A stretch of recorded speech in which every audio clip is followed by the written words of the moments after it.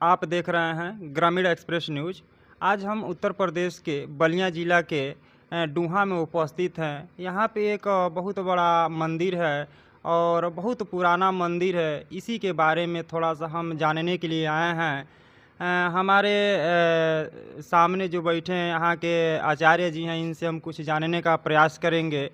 ग्रामीण express news में आपका स्वागत है। धन्यवाद। हम ये जानना चाहते हैं कि अभी साइड में एक बहुत बड़ा मंदिर बना है। ये कब का बना है, किसके द्वारा बना है?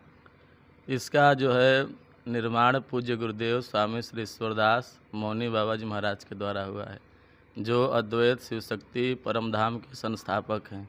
इसके पूर्व दिशा में उनके द्वारा स्थापित परमधाम मंदिर है।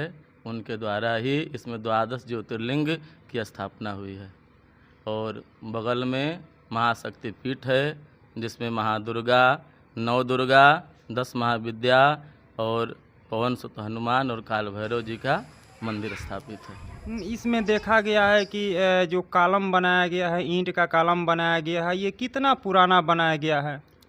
ये आप समझिए कि कम से कम 500 वर्ष पुराना ये मठ है। इसका निर्माण जो है नेपाल नरेश कराए थे। यहाँ एक बहुत ही सिद्ध महात्मा हुए थे, जिनका नाम था श्री बनखंडी नाथ जी, और उनकी तपस्या से प्रभावित होकर के नेपाल नरेश ने इसका निर्माण कराया था। और इसका पुनः जो है जीर्णोद्धार पूज्य गुरुदेव स्वामी श्री ईश्वरदास ब्रह्मचारी मौनी बाबा जी के द्वारा किया गया है। अभी कुछ दिन पहले यहाँ राजसी यज्ञ भी हुआ था। जो पीछे आप 5 मंजिला यज्ञशाला देख रहे हैं, ये उसको पूर्ण किया गया।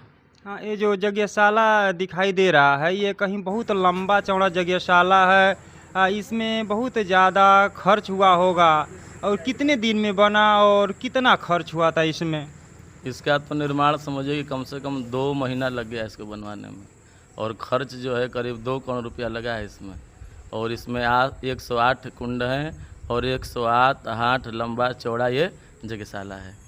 में एक और ऑफिस देखा गया, उसमें तरह तरह की मूर्तियां हैं। उसके बारे में थोड़ा समझाना चाहते हैं। वहीं जो मूर्ति आप देखे हैं वो शिव शक्ति परमात्मा की उसमें मूर्तियाँ लगी, वहीं परमधाम है। उसमें 14 दिव्य शक्तियों की स्थापना हुई है। उसमें ब्रह्मा, विष्णु, रुद्र, महाविष्णु, सदाशिव, अक्षर ब्रह्म और शिव परमात्मा, ये अपनी शक्तियों के साथ इनकी स्थापना हुई है।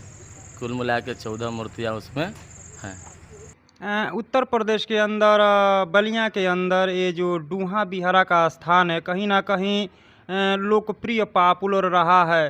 ये कहीं ना कहीं जो नदी के किनारे, सरयू नदी के किनारे इतना बढ़िया मठ बना है।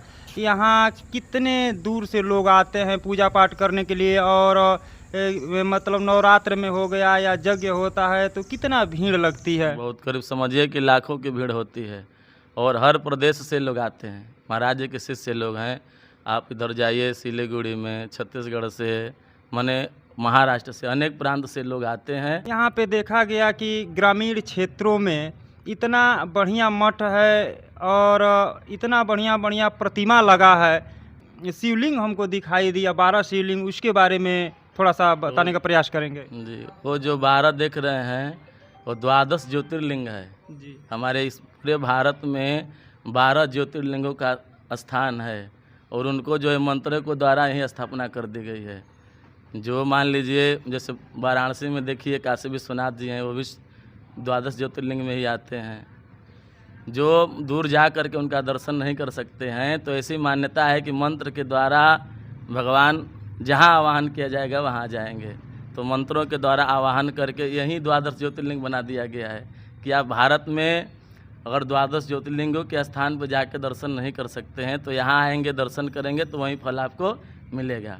एक श्लोक है कि सौराष्ट्रे सोमनाथम च श्रीशैले मल्लिकार्जुनम उज्जयिन्याम महाकालम ओंकारम ममलेश्वरम परल्याम वैद्यनाथम च डाकिन्याम भीमशंकरम सेतुबंधे तु रामेशम नागेशम दारुका बने वाराणस्याम तो विश्वेशम त्र्यंबकम गौतमी तटे हिमालय तो केदारम घुसमेशम च शिवालय एतानि ज्योतिर्लिंगानि सायं प्रातः पठेन्नर सप्त जन्मा कृतम पापम स्मरणेन विनश्यति।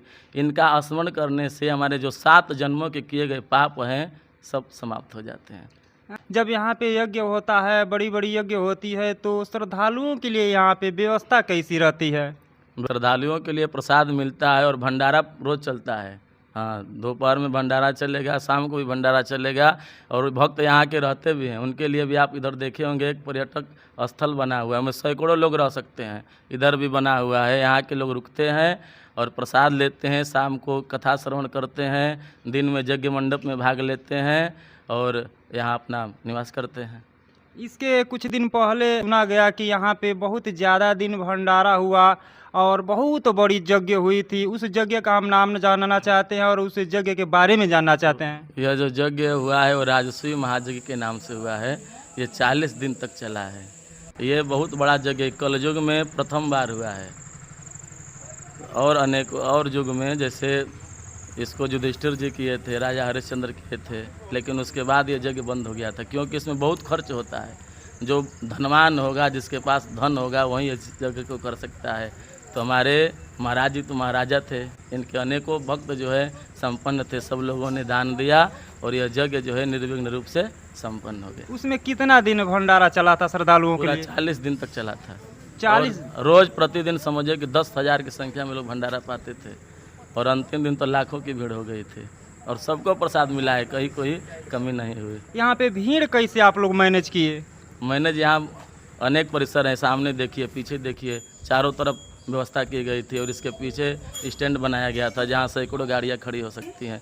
कहीं किसी को कोई दिक्कत नहीं हुई। सब लोग अच्छे से आए, अपना स्टैंड में गाड़ी खड़ा किए, दर्शन किए, प्रसाद पाए और अपने स्थान को चले गए।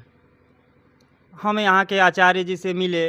उत्तर प्रदेश के बलिया जिला के एक छोटा सा गांव जो डूहा है, डूहा में यह बहुत प्राचीन मंदिर है और ये मठ है, बनखंडी बाबा के नाम से जाने जाते हैं। आचार्य जी के मुंह से आप सभी चीज़ सुने, यहाँ पे इस दृश्य को देखना चाहिए। ठीक है आचार्य जी, ग्रामीण एक्सप्रेस न्यूज़ में आपका बहुत बहुत स्वागत है।